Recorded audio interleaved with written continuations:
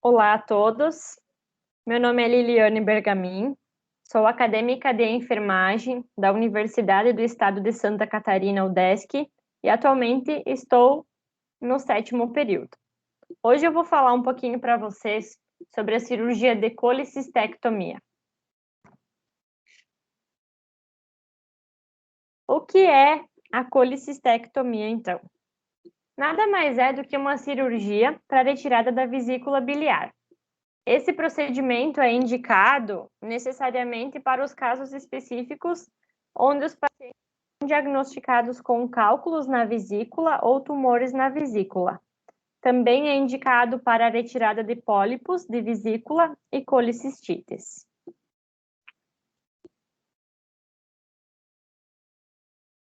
Por que se submeter a uma colicistectomia, então? A colicistectomia é indicada para os pacientes que possuem cálculos biliares, onde esses cálculos ocasionem crises dolorosas para o paciente ou até mesmo se a vesícula biliar não está funcionando normalmente, o que pode gerar algumas irritações e alguns sintomas. Dentre estes sintomas se encontra a indigestão, as infecções na vesícula, também chamadas de colicistites, náuseas e vômitos, dor depois de se alimentar e especialmente alimentos gordurosos, é o que mais incomoda os pacientes. Como é feita a colicistectomia? A colicistectomia pode ser feita de duas maneiras: a colicistectomia aberta e a colicistectomia fechada, também chamada de videolaparoscopia. Em que consiste a colicistectomia aberta? Então, a colicistectomia aberta se realiza quando um paciente está sob anestesia geral. Ela consiste em extirpar a vesícula biliar através de um corte cirúrgico. Esse corte cirúrgico é feito no quadrante superior direito do abdômen do paciente, logo abaixo das costelas. E depois de fazer uma incisão de 5 a 7 polegadas, o cirurgião cortará o ducto biliar e os vasos sanguíneos que levam a irrigação à vesícula biliar. Em seguida, mediante cisão, isola a vesícula biliar das estruturas circunvizinhas e então remove a mesma. Durante a cirurgia, o médico pode tomar uma radiografia especial, também chamada de colangiografia, onde ele injeta dentro do canal biliar uma substância contrastada colorida, o que vai ajudar o cirurgião a obter um mapa da área da vesícula e eventualmente encontrar outros cálculos que estejam fora dela. Uma cirurgia desse tipo gira em torno de 1 hora. Como evoluem as colicistectomias abertas? Então, a maioria dos pacientes tem um prognóstico muito bom por se tratar de uma cirurgia que não é considerada tão complicada de se realizar e os pacientes geralmente se recuperam rapidamente. Mas, além de tudo isso, de evoluírem rapidamente, de conseguirem terem um prognóstico muito bom, existem riscos para a colicistectomia aberta. Então, quais são os riscos desta cirurgia? A cirurgia, por si só, já tem um risco geral que pode ser encontrado em qualquer cirurgia, né? Mas, hoje em dia, é bem diminuído isso. Mas os riscos específicos para colicistectomia aberta são pequenos e raros, e se resumem em lesões do colédoco, lesões do intestino delgado ou do intestino grosso e pancreatite. Em que consiste, então, a colicistectomia fechada, também chamada de laparoscópica? A colicistectomia laparoscópica também é realizada sob anestesia geral. O cirurgião introduz, por uma das pequenas aberturas feitas na parede abdominal, um tubo delgado, o laparoscópio, conectado a uma câmara especial que lhe dá uma imagem aumentada dos órgãos internos do paciente. E isso é projetado numa tela de televisão. Outras cânulas contendo material cirúrgico são inseridas para permitir ao cirurgião separar delicadamente a vesícula das estruturas que a cercam e extraí-las através de uma das aberturas. Se o cirurgião encontrar cálculos no colédoco, ele pode extraí-los.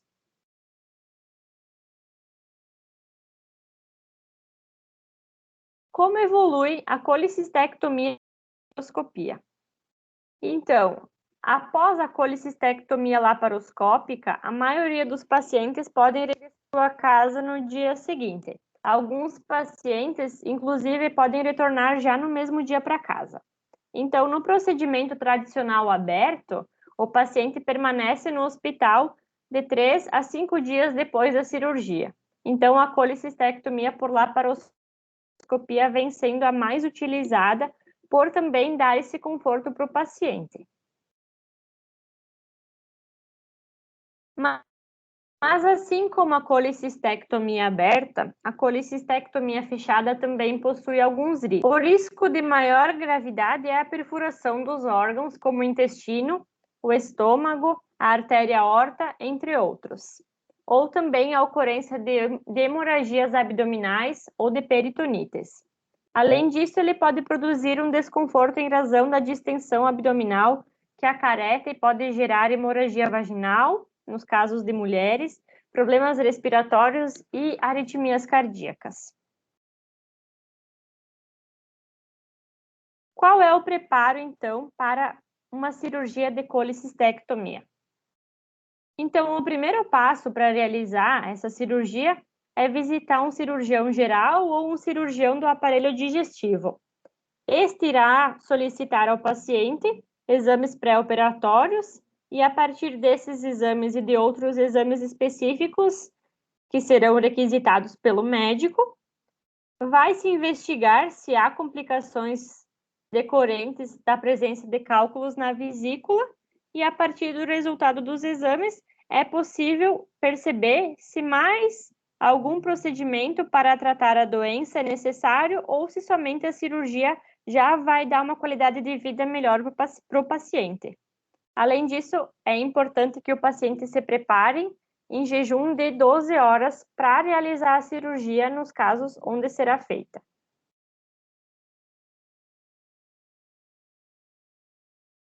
A posição anatômica para a cirurgia de colicistectomia é a posição de decúbito dorsal, ou também chamada de posição supina, onde o paciente é colocado sob anestesia geral sobre uma mesa operatória.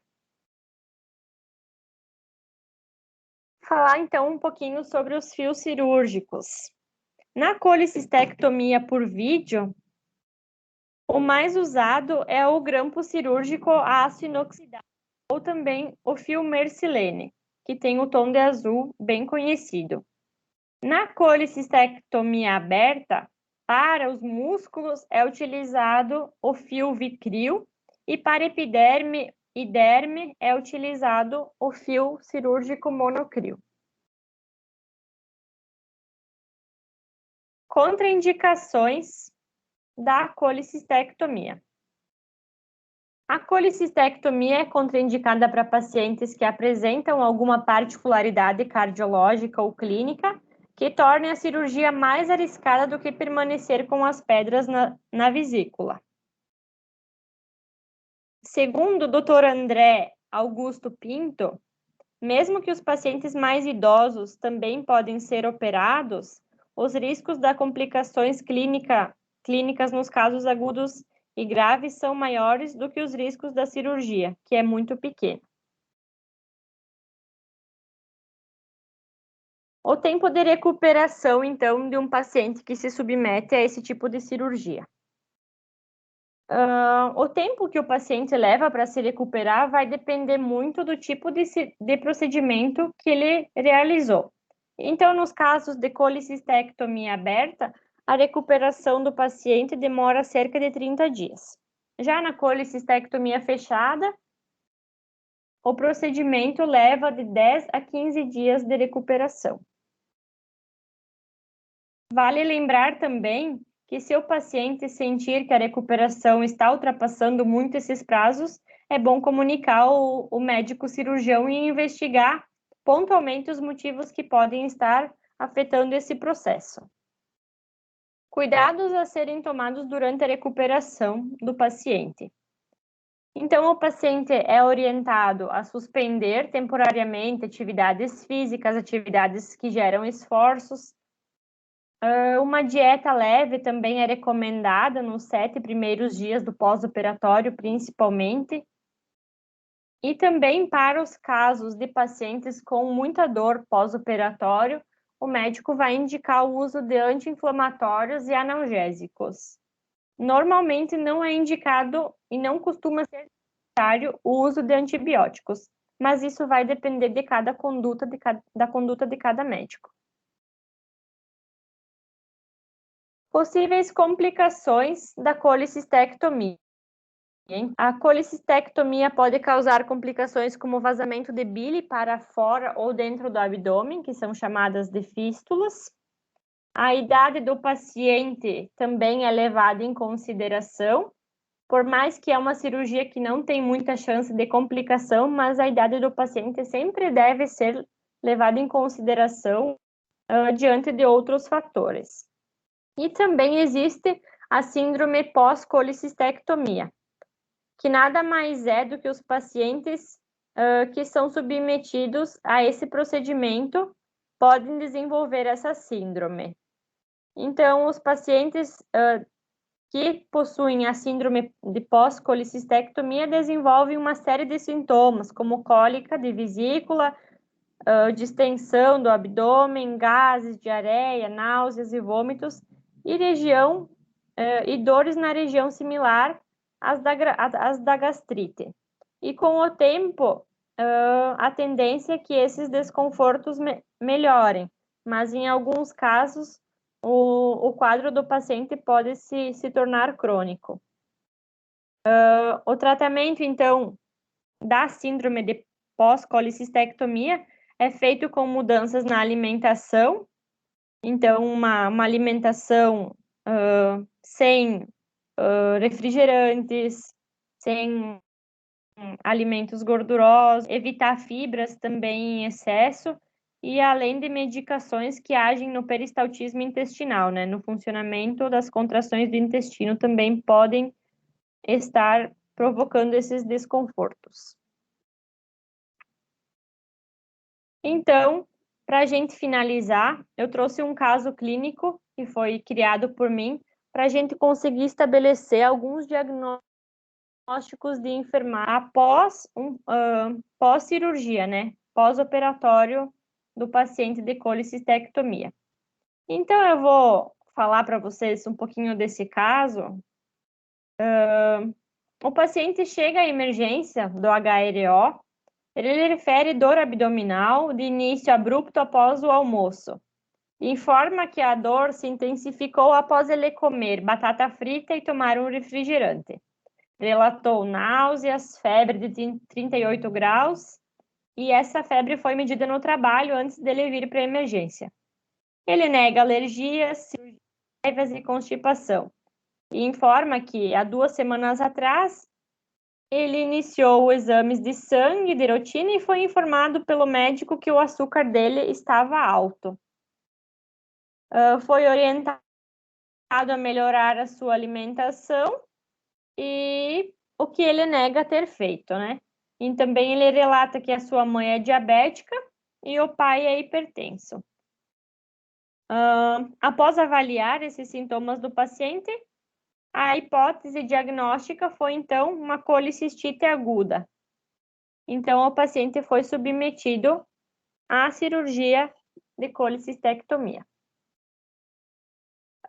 O paciente evoluiu bem depois da cirurgia, recebeu alta após um dia de internação. Então, ele foi submetido a uma videolaparoscopia. Ele foi orientado pelo enfermeiro a não realizar esforço, pegar peso, não pegar peso por 15 dias, né? Fazer uma reeducação alimentar e, com certeza, diminuir a ingestão de carboidratos, lipídios, alimentos muito gordurosos e coisas muito doces. Então, no pós-operatório desse paciente, eu elenquei alguns diagnósticos de enfermagem, dentre eles, o primeiro, a dor aguda relacionada ao agente físico lesivo, caracterizado por expressão facial de dor. O segundo, nutrição desequilibrada menor do que as necessidades corporais, relacionado por ingestão alimentar insuficiente, caracterizado por dor abdominal. E o terceiro, integridade tissular prejudicada, relacionado por estado nutricional desequilibrado, caracterizado por dano tecidual e dor aguda. Para o primeiro diagnóstico, então, foram elencadas algumas intervenções de enfermagem, dentre elas, administração de medicamento endovenoso, para fazer com que esse paciente diminua um pouco da dor dele, cuidados pós-anestesia, que estão no posicionamento, da melhora do sono, e a monitoração de sinais vitais, como pressão, temperatura, frequência cardíaca e frequência respiratória. Para o segundo diagnóstico, elenquei intervenções de enfermagem como aconselhamento nutricional, controle do peso, um planejamento de dieta, uma monitoração hídrica e o controle da hiperglicemia. Para o terceiro diagnóstico, elenquei cuidados com o local da incisão, monitoração hídrica, o cuidado com a sutura e posicionamento do paciente. Aqui estão as referências que eu utilizei para a minha apresentação. Muito obrigada a todos.